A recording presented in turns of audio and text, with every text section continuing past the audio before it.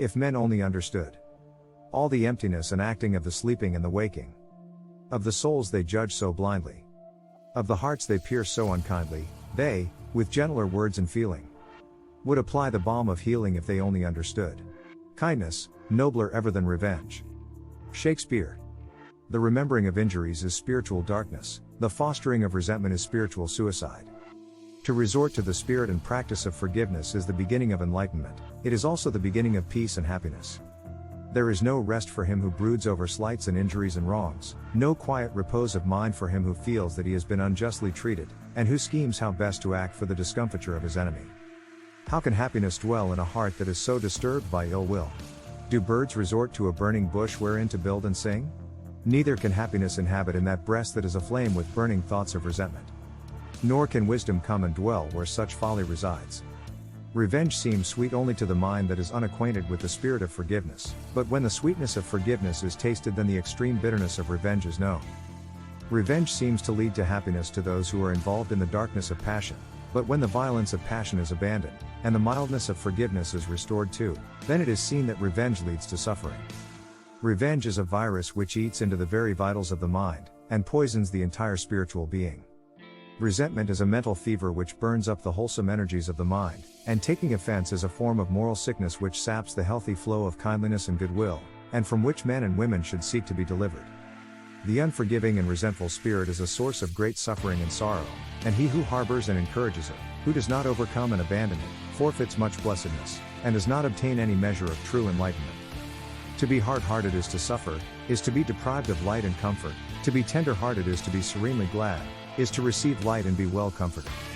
It will seem strange to many to be told that the hard-hearted and unforgiving suffer most, yet it is profoundly true, for not only do they, by the law of attraction, draw to themselves the revengeful passions in other people, but their hardness of heart itself is a continual source of suffering. Every time a man hardens his heart against a fellow being, he inflicts upon himself 5 kinds of suffering, namely, the suffering of loss of love, the suffering of lost communion and fellowship, the suffering of a troubled and confused mind, the suffering of wounded passion or pride, and the suffering of punishment inflicted by others. Every act of unforgiveness entails upon the doer of that act these 5 sufferings, whereas every act of forgiveness brings to the doer 5 kinds of blessedness: the blessedness of love, the blessedness of increased communion and fellowship, the blessedness of a calm and peaceful mind, the blessedness of passion stilled and pride overcome, and the blessedness and kindness and goodwill bestowed by others. Numbers of people are today suffering the fiery torments of an unforgiving spirit, and only when they make an effort to overcome that spirit can they know what a cruel and exacting taskmaster they are serving. Only those who have abandoned the service of such a master for that of the nobler master of forgiveness can realize and know how grievous a service is the one, how sweet the other.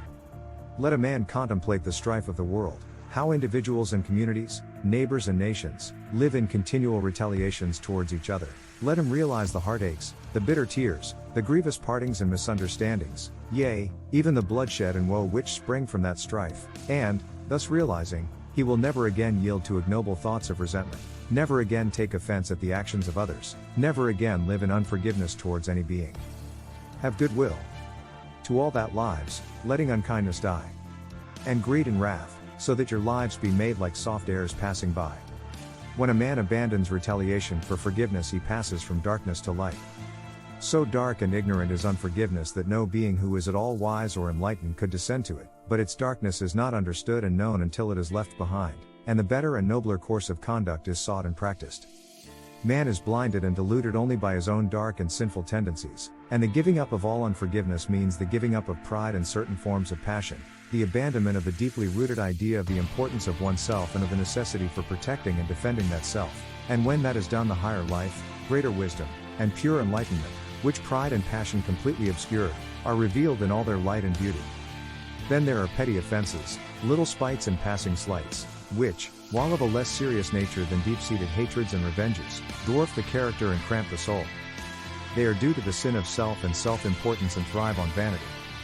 Whosoever is blinded and deluded by vanity will continually see something in the actions and the attitudes of others towards him at which to take offense, and the more there is of vanity, the more greatly will the imaginary slight or wrong be exaggerated.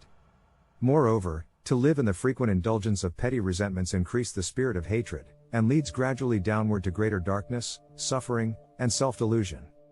Don't take offense or allow your feelings to be hurt, which means, get rid of pride and vanity. Don't give occasion for offense or hurt the feelings of others, which means, be gently considerate, forgiving, and charitable towards all. The giving up, the total uprooting, of vanity and pride is a great task, but it is a blessed task, and it can be accomplished by constant practice in non-resentment and by meditating upon one's thoughts and actions so as to understand and purify them, and the spirit of forgiveness is perfected in one in the measure that pride and vanity are overcome and abandoned.